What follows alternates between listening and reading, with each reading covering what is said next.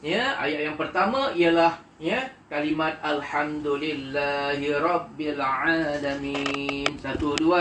Alhamdulillahi Rabbil Alamin. Yang di rumah cuba sebut sama-sama Ibu Farhan Ustaz baca sama-sama jari tu tunjuk ke ayat tu 3 kali sama-sama. 1 2. Alhamdulillahi Rabbil Alamin. Alhamdulillahi Rabbil Alamin.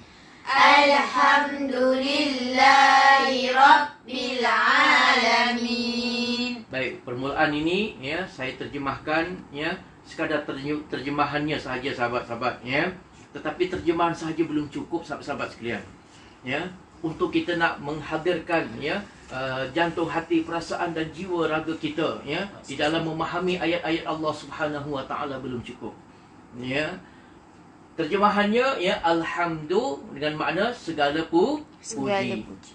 Puji-pujian, segala jenis puji itu lillah, ialah milik Allah, untuk Allah Subhanahu Wa Taala. Jadi pujian itu hanya untuk Allah Taala. Pujian bukan untuk manusia.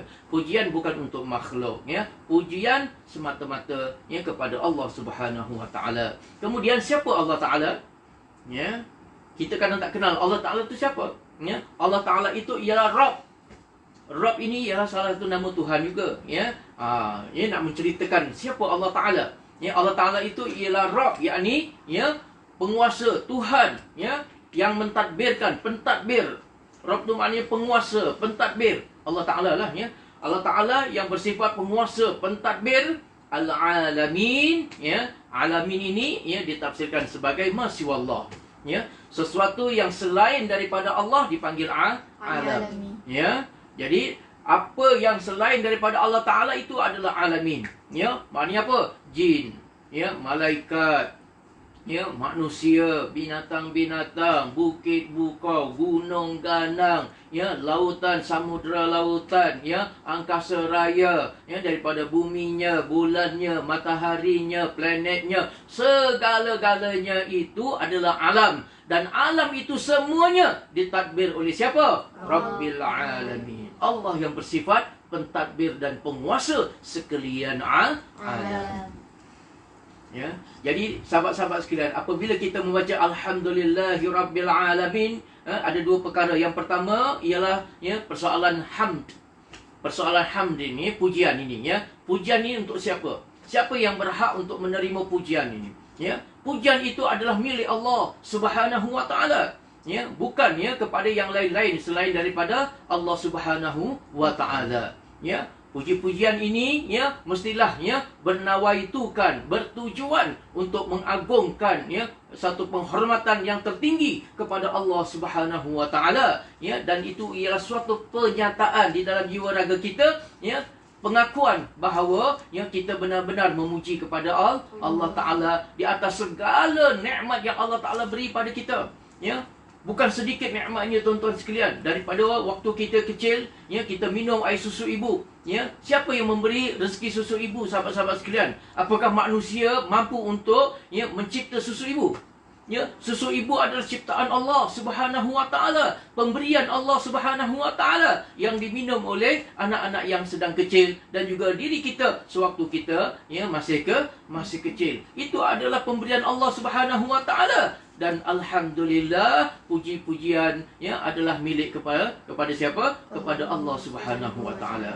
Kita sahabat-sahabat sekalian yang bermula dicipta daripada darah, kemudian menjadi tulang belulang, kita bermula dengan merangkak sehingga akhirnya kita dapat berjalan, dapat berlari. Akal kita yang dahulu tak boleh nak memikir sesuatu, kita masih dalam keadaan bodoh, tak reti nak baca, tak reti nak tulis. Tetapi hari demi hari, tahun demi tahun, Allah Ta'ala ajar kepada kita sehingga kita dapat menjadi manusia yang sempurna. Akal fikiran kita boleh berfikir dengan fikiran yang sempurna, dapat membezakan al-haq wal batil, membezakan di antara yang benar dan juga yang salah. Itu semua adalah nikmat, kurniaan daripada Allah Subhanahu Wa Ta'ala. Dan segala puji adalah milik siapa? Allah.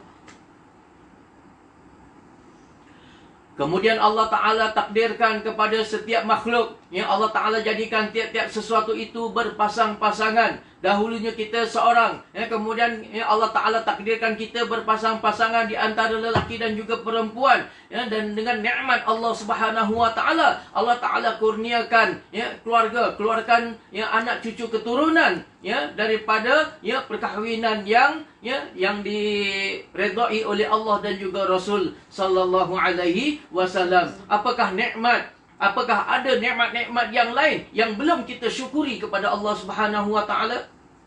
Ya. Maha suci Allah dan ya, segala puji-pujian itu adalah milik Allah. Alhamdulillahi rabbil alamin. Kita bernafas di udara milik Allah Subhanahu wa taala. Di dalam udara kita ni ada oksigennya, ya, ada karbon dioksidanya. Siapakah yang mencipta oksigen dan karbon dioksida ini, tuan-tuan dan sahabat-sahabat sekalian? Bagaimana Allah Subhanahu wa taala ya ciptakan ya udara kita yang mengandungi ya kedua-dua gas ini ya, yang bermanfaat untuk kehidupan semua makhluk-makhluk Allah Subhanahu wa taala. Kita perlu kepada oksigen. Ya, oksigen itu pula dilepaskan oleh tumbuh-tumbuhan yang hidup di atas muka bumi ini. Bagaimana perhubungan di antara manusia dengan makhluk-makhluk ciptaan Allah Subhanahu wa taala yang lain? Kombinasi yang Allah Taala atur dengan sistem yang sangat indah dan sangat rapi ini. Bagaimana tumbuh-tumbuhan itu melepaskan melepaskan oksigen, dan oksigen itu ya diserap oleh ya manusia. Manusia perlu bernafas ya untuk menghidup ataupun menyedot ya oksigen ini, dan manusia melepaskan karbon dioksida, dan karbon dioksida ini pula akan diserap, akan diambil oleh tumbuh-tumbuhan ini pula. Ya, suatu hubungan yang sangat indah yang Allah Taala cipta di atas ya alam maya ini. Ya, apakah ya tidak lagi ya perlu kepada setiap manusia ya memuja dan memuji kepada Allah Subhanahu wa taala? Maka hendaklah kita menyebut Alhamdulillahirabbil alamin. Siapakah yang mampu untuk memberikan dan menyediakan rezeki-rezeki? Ya. Lihat ya di lautan sana sahabat-sahabat sekalian, ya. Di dalam lautan itu mengandungi ya ikan-ikan, mengandungi soto, mengandungi ketam, dan mengandungi makhluk-makhluk yang ada di lautan. Ya, dan dengan ya ciptaan Allah Subhanahu wa taala itu ya menjadi santapan, menjadi makanan kepada manusia-manusia. Berapa banyak ya makhluk-makhluk di lautan itu yang dipunggah oleh manusia, yang diambil oleh manusia, diangkut oleh manusia, dijual belikan oleh manusia untuk menjadi santapan rezeki kepada manusia. Siapakah yang menyediakan ini semua, tuan-tuan sekalian? Tidakkah itu Allah Subhanahu wa taala? Berhak ataupun tidak untuk kita mengucapkan Alhamdulillahirabbil alamin. Sebab itu tuan-tuan sahabat-sahabat sekalian, apabila kita membaca Alhamdulillahirabbil alamin, ya, tergambar segala-galanya sahabat-sahabat sekalian. Betapa selama kita hidup kita bergantung kepada Allah. Kita minum susu ciptaan Allah. Kita memakan rezeki-rezeki ya yang diciptakan oleh Allah. Allah Ta'ala tumbuhkan lagi ya ternakan-ternakan daripada ya binatang ternakan seperti ayam itik, ya, daripada lembu, daripada sapi, ya, yang menjadi rezeki dan juga makanan kepada manusia. Tidakkah wajar kepada kita untuk memuja dan muji kepada Allah Subhanahu wa taala? Bayangkan cakrawala ini, tuan-tuan sekalian, matahari terbit setiap hari, ya. Dengan matahari terbit itu, maka terang benderanglah ya alam jagat raya ini. Dengan adanya matahari itu, tuan-tuan, ya, menumbuhkan ya tumbuh-tumbuhan. Ya, kita hanya menanamnya sahaja. Yang menumbuhkan tumbuh-tumbuhan itu ialah siapa? Allah. Dan dengan tumbuh-tumbuhan itu Allah Subhanahu wa taala hidupkan, dan Allah Taala keluarkan buah-buahan daripada tanaman-tanaman yang kita tanam itu. Siapa yang mengeluarkan ya buah-buahan, sayur-sayuran itu dan yang menghidupkannya, sahabat-sahabat sekalian? Tidak lain ialah Allah. Maka ya wajarlah, ya, wajiblah kepada kita menyebut Alhamdulillahirabbil alamin.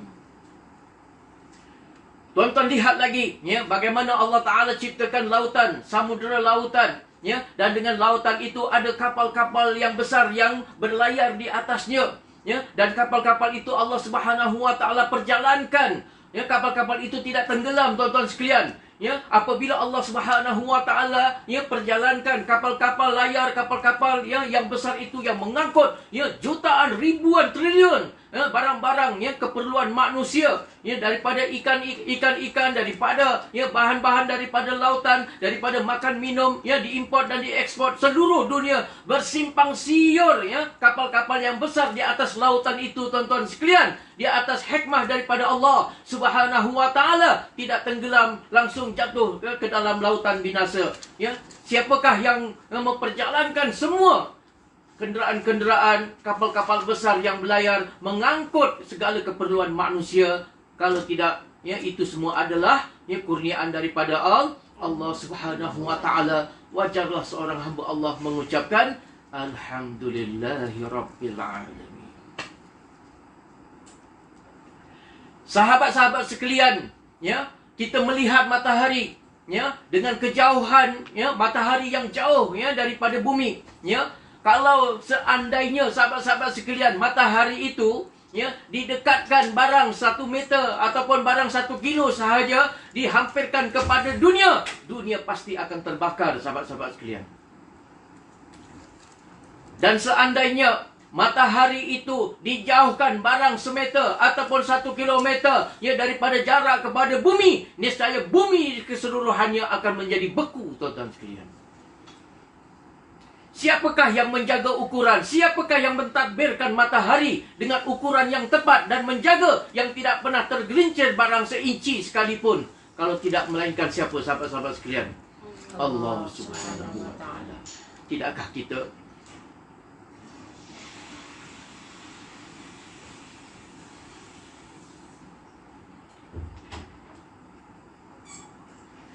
bangun menyebut alhamdulillah?